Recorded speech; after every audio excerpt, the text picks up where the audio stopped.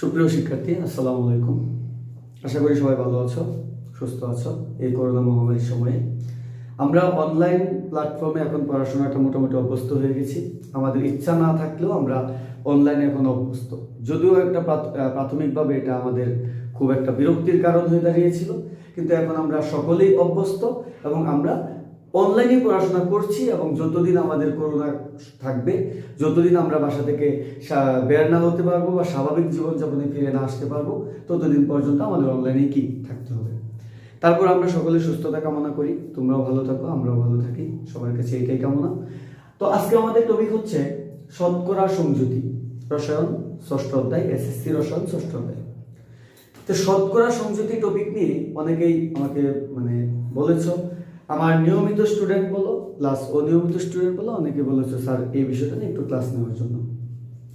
তা আমি এখন থেকে ভাবছি যে নিয়মিত প্রতিদিন তোমাদের বিভিন্ন টপিকের উপর বা তোমাদের কোন টপিকগুলো তোমাদের ক্লাস নিলে তোমাদের জন্য ভালো হয়, সেই টপিকগুলোর উপর নিয়মিত আমি ক্লাস ইউটিউবে দিয়ে দিব।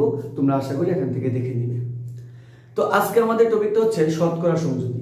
তো সর্বপ্রথম যদি আমরা চিন্তা করি শতকরা সংযুতিটা কাকে বলে। শতকরা সংযুতি হলো কোনো যৌগের অণুতে তার উপাদান মৌলসমূহ শতকরা কি পরিমাণে বিদ্যমান আছে, সেই পরিমাণটা হচ্ছে ওই যৌগে ওই মৌলের শতকরা সংযুতি বা শতকরা পরিমাণ। শতকরা সংযুতিটা নির্ণয় করতে হয় প্রতিটি উপাদান মৌলের জন্য। উপাদান মৌল বলতে আমরা কি বোঝাচ্ছি? কোনো একটা যৌগ বা অণু যে সকল মৌলের সমন্বয়ে গঠিত, সেই মৌলগুলোকে তার উপাদান মৌল বলা হয়। আমরা যদি উদাহরণস্বরূপ বলি সোডিয়াম ক্লোরাইড, তাহলে সোডিয়াম ক্লোরাইডের উপাদান মৌল হচ্ছে সোডিয়াম আর ক্লোরিন। আমি যদি বলি H2SO4 সালফিউরিক অ্যাসিড, তাহলে এর উপাদান মৌল হচ্ছে হাইড্রোজেন, সালফার, অক্সিজেন। আমি যদি বলি HCl হাইড্রোক্লোরিক অ্যাসিড, তাহলে এর উপাদান মৌল হচ্ছে হাইড্রোজেন আর ক্লোরিন। মানে যে যৌগটা যে মৌলগুলোর সমন্বয়ে গঠিত, সেই মৌলই হচ্ছে তার উপাদান মৌল। আচ্ছা, এখন আমরা চলে যাই শতকরা সংযুতিটা আসলে আমরা কিভাবে বের করব। আমরা ঐকিক নিয়মেও বের করতে পারি, সূত্রের সাহায্যেও ব্যাখ্যা করতে পারি। আমরা শতকরা সংযুতিটা যদি বের করতে চাই, কি ধারাবাহিকতা অবলম্বন করব? সর্বপ্রথম যে যৌগটার শতকরা সংযুতি আমরা বের করতে চাচ্ছি, তার আণবিক ভরটা আমরা নির্ণয় করব। আণবিক ভর নির্ণয় করার পর আমরা শতকরা সংযুতি নির্ণয়ের যে সূত্র আছে, সেই সূত্রের সাহায্যে আমরা শতকরা সংযুতিটা নির্ণয় করব। তোমাদের বোঝার সুবিধার্থে আমি এখানে সূত্রটা লিখে নিচ্ছি। শতকরা সংযুতি ইকুয়াল উপাদান মৌলের ভর, উপাদান মৌলের মোট ভর, মোট উপাদান মৌলের মোট ভর লিখলে বা উপাদান মৌলের ভর বাই যৌগের মোট ভর, যৌগের মোট ভর মানে এটাকে আমরা আণবিক ভর বোঝাচ্ছি, ইন্টু 100%, ইন্টু 100%। আমরা উপাদান মৌলের ভর বলতে বোঝাচ্ছি যার শতকরা সংযুতিটা নির্ণয় করব, ওই যৌগে তার ভর কত, যেখান থেকে শতকরা সংযুতি নির্ণয় করব তার মোট ভর কত, ইন্টু 100%। আমরা ধরে নিচ্ছি C6H12O6 এর উপাদান মৌলের শতকরা সংযুতি নির্ণয় করতে হবে। উপাদান মৌলের শতকরা সংযুতি, সংযুতি নির্ণয়। আমরা কি কাজটা করতে পারি? সর্বপ্রথম এই যে গ্লুকোজটা আছে তার আণবিক ভর বের করতে পারি। C6H12O6 এর আণবিক ভর, আমরা আপেক্ষিক পারমাণবিক ভরগুলো যদি আমরা যোগ করে দিই, তাহলে আমরা আণবিক ভর পেয়ে যাব। কার্বনের ভর হচ্ছে 12, কার্বন হচ্ছে 6টা, যোগ হাইড্রোজেনের ভর হচ্ছে 1, হাইড্রোজেন হচ্ছে 12টা, যোগ অক্সিজেনের ভর হচ্ছে 16, অক্সিজেনের হচ্ছে 6টা। টোটাল আমরা হিসাব করলে এখানে ভর আসবে 180। তাহলে সুতরাং এই যৌগটার মাঝে টোটাল 180-এর মাঝে কার্বন কতটুকু আছে, 1-এর মাঝে কতটুকু আছে, 100-এর মাঝে কতটুকু আছে, এইভাবে আমরা ঐকিক নিয়মে বের করতে পারি। কিন্তু এটা একটু লং প্রসেস হয়ে যায়, যে কারণে ঐকিক নিয়মের লাস্ট যে ফর্মুলাটা সেটা আমরা এখানে ইউজ করব। কিরকম? কার্বনের শতকরা সংযুতি, মানে টোটাল 180 এর মাঝে বা গ্লুকোজটার মাঝে কার্বনের শতকরা সংযুতি কত। আমরা বলেছিলাম উপাদান মৌলের ভর, কার্বনের ভর এখানে আছে 6×72, নিচে টোটাল যৌগটার ভর ইনটু 100%, তাহলে আমাদের এখানে মান আসবে 40%। এরপর আমি যদি বলি হাইড্রোজেন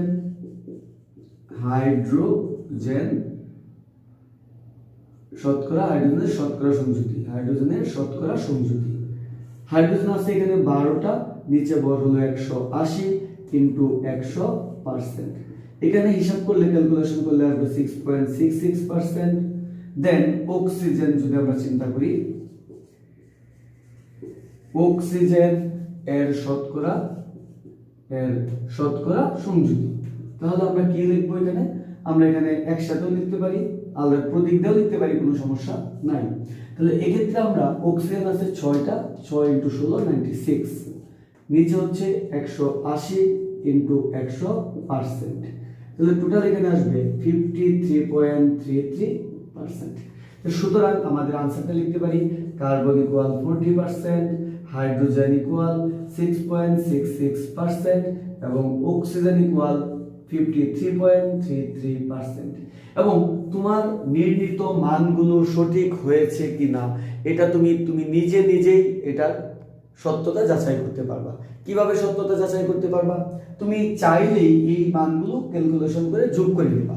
যদি যোগফল 100 বা তার খুব কাছাকাছি মান আসে তাহলে তোমার উত্তরটা সঠিক হয়েছে, আর যদি 100 বা তার কাছাকাছি মান না আসে তাহলে বুঝবা তোমার কোথাও না কোথাও ভুল হয়েছে, তুমি সেটা নিজে থেকে খুঁজে নিবা। এটা গেল নরমাল কোনো একটা মৌলের শতকরা সংযুতি নির্ণয়।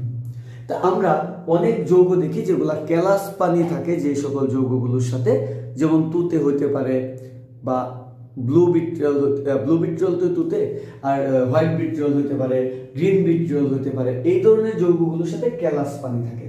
যদি আমাকে কেলাস পানির শতকরা সংযুতি নির্ণয় করতে বলে আমরা কিভাবে করব একটু খেয়াল করি। আমরা দুইটা কাজ করব। কিরকম দুইটা কাজ করব? প্রথমে আমি বললাম, আমরা ধরে নিলাম তুতে CuSO4.5H2O এর উপাদান মৌলের শতকরা সংযুতি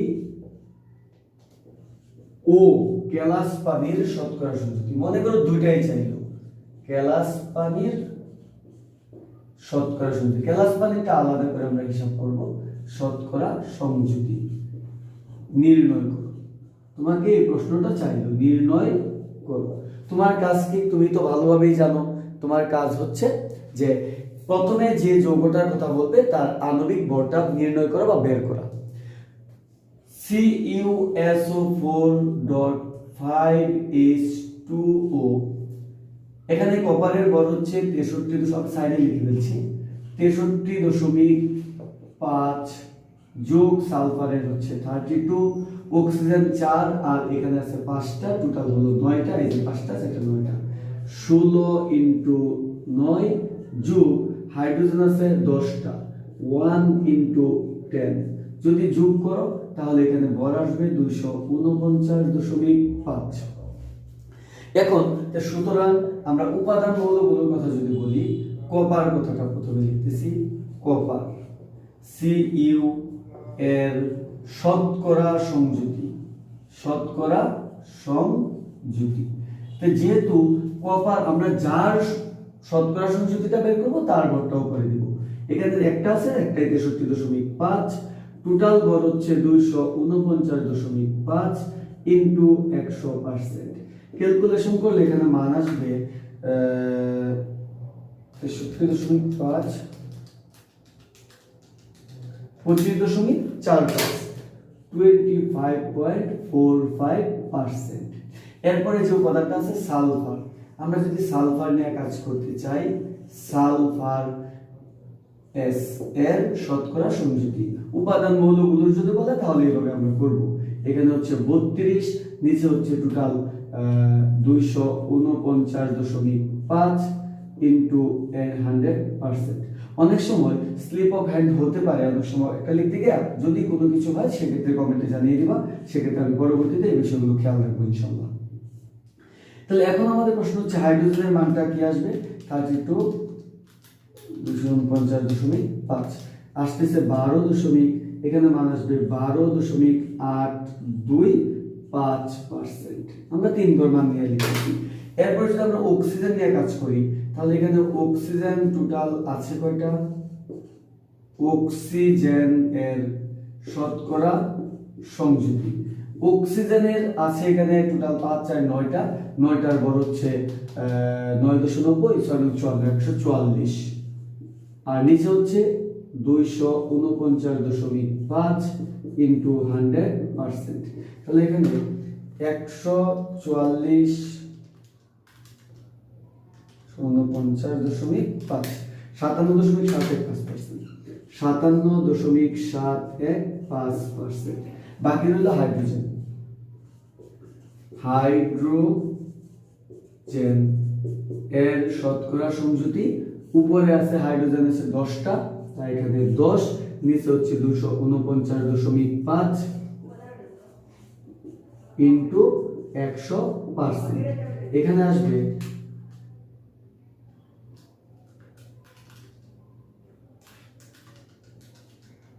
4.008, 4.008%, 4% বলা যায়।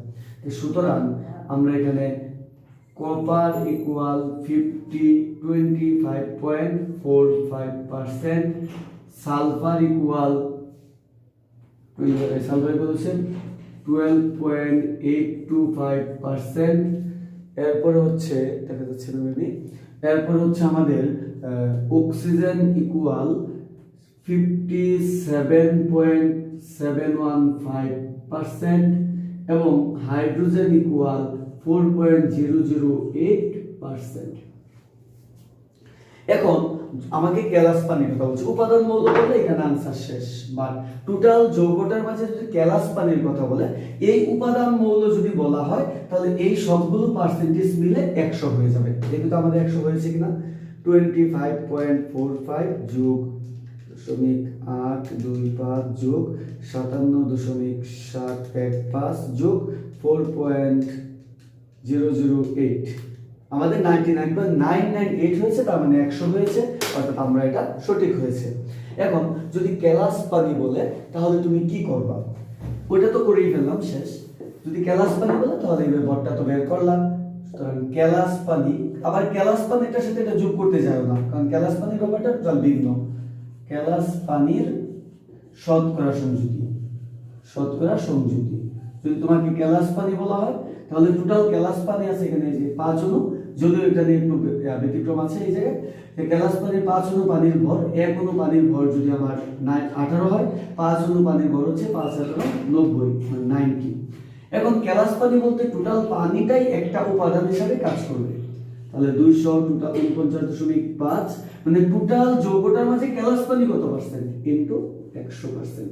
ক্যালকুলেশন করলে এটার মান আসবে 36.07%। আমরা একটু যাচাই করে নিই, 90 ইনটু 100 আর 249.5, 36.07%। এই হয়ে গেল আমাদের ক্যালাস পানির শতকরা সংযুতি। যদি তোমরা এটা বুঝে থাকো তাহলে আশা করি তোমরা